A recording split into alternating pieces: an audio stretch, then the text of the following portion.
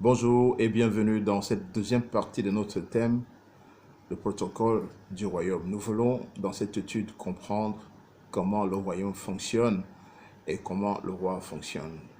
Dans la première partie, nous avons noté 2 points que je me permets de vous rappeler ce matin. Première chose, c'est que chaque être humain est à la fois spirituel et physique. Nous sommes à la fois des êtres spirituels et des êtres physiques. Nous l'avons expliqué dans la précédente vidéo. Le corollaire de ça et quel second point que nous devons bien intégrer, c'est que le fait que nous soyons à la fois des êtres spirituels et des êtres physiques nous amène forcément à déduire que nous vivons dans un monde spirituel, mais aussi dans un monde physique. Nous vivons dans ce monde physique par notre corps, c'est le pays là où nous sommes, c'est le quartier où vous êtes, mais nous vivons également dans un monde spirituel. Le chrétien vit dans le monde spirituel de Dieu, qu'on appelle le royaume de Dieu. Ce n'est pas tout le monde qui vit dans le royaume de Dieu, seuls les enfants de Dieu vivent dans le royaume de Dieu, comme seuls les Camerounais vivent au Cameroun en particulier, tout comme ils peuvent vivre ailleurs, mais le royaume de Dieu n'est peuplé que des enfants de Dieu. Si vous n'êtes pas enfant de Dieu, vous ne pouvez pas vivre dans le royaume de Dieu.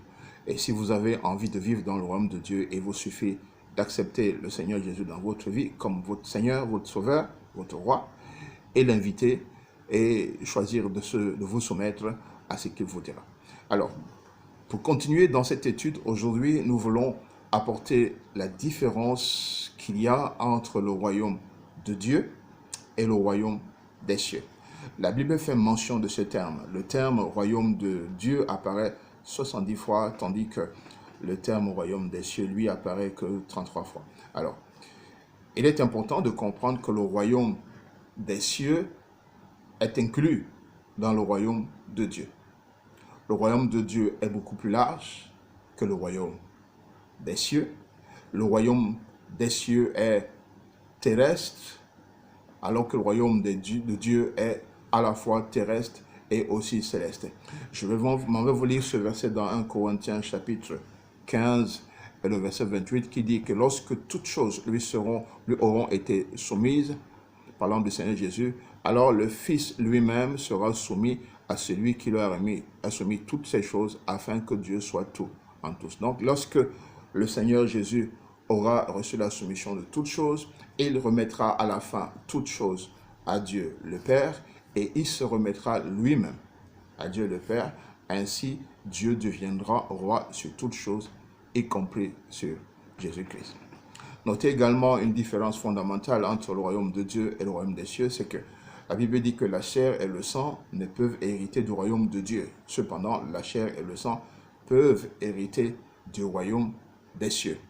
Alors, une autre chose que je voudrais apporter pour nous permettre de bien comprendre la différence qu'il y a entre le royaume de Dieu et le royaume des cieux, souvenons-nous de la prière du Seigneur Jésus. Lorsque ses disciples l'ont approché et pour lui demander de leur enseigner comment prier. C'est la prière de notre Père, qu'on appelle prière de notre Père que nous connaissons tous, et qui dit, notre Père qui est aux cieux, que ton nom soit sanctifié, que ton règne vienne, où sur la terre, que ta volonté soit faite sur la terre comme elle est faite au ciel. Lorsque Jésus entrait dans le monde, il a commencé à parler aux gens et disait, repentez-vous, car le royaume des cieux est proche. Repentez-vous, c'est-à-dire changez votre façon de penser, changez votre façon d'agir, changez vos façons de vivre, de vous comporter, parce que je viens avec une nouvelle façon de vivre, de se comporter, de penser, et laquelle façon est celle qui vient du royaume de Dieu, et je suis chargé de manifester ces attitudes, ces comportements sur la terre. Donc soyez prêts à recevoir mon message. Que ton règne vienne et que ta volonté soit faite sur la terre comme elle est faite dans le ciel. Le royaume des cieux est par conséquent, le mot royaume, avant d'y arriver, le mot royaume signifie gouvernement. Donc quand Jésus dit que ton règne vienne ou que ton royaume vienne, il est en train de dire que ton gouvernement vienne, mais qu'il vienne où? Sur la terre. Et c'est le gouvernement du royaume de Dieu manifesté sur la terre qu'on appelle le royaume des cieux. Le royaume des cieux n'est rien d'autre que la manifestation ou le gouvernement du royaume de Dieu manifesté sur la terre.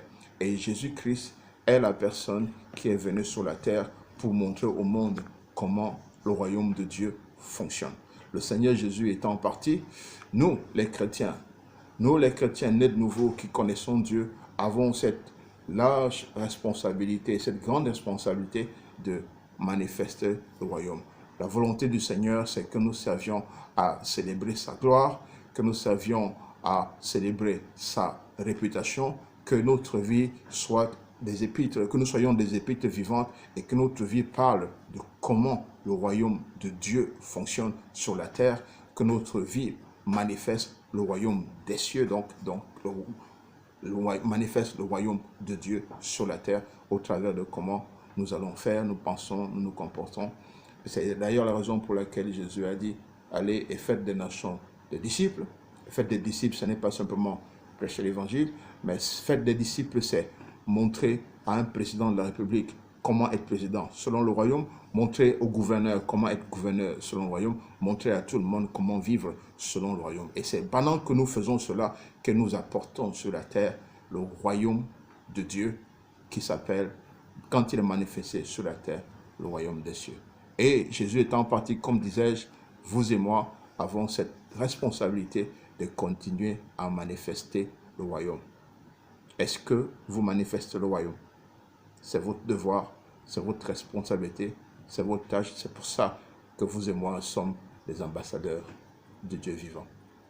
Je vous prie de vous abonner si vous ne l'êtes pas encore. Et je vous prie de mettre une appréciation sur la vidéo pour nous permettre de continuer à développer le thème. Et surtout, n'oubliez pas de partager avec d'autres personnes. Que le Seigneur vous bénisse et à très bientôt pour un nouvel échange sur ce point. Au revoir.